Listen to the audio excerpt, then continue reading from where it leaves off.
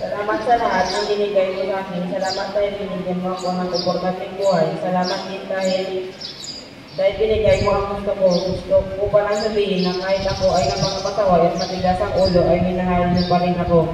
Sorry dahil ako ay pasaway at hindi masunurin at ako ay sumasagot sa iyo. Sana patawarin niyo ako sa mga nagawa kong kasalanan. Pinapangako ko na hindi na ako sasagot sa iyo. Susundin ko lahat ng utos mo at magtatapos ako ng pag-aaral. I love you.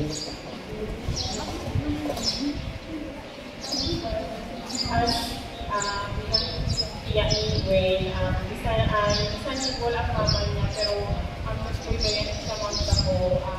Tapos, ibigay ko nagbantay sila sa may sa mama niya. So, ang hambal ko lang na, padayon na mag-study, sa paano lang kayo lang nag-lecture ni mama mo. Tapos, magpakabot lang. Sana maintindihan natin siya na nagsabat-sabat ka. Ay, siguro kapag yun,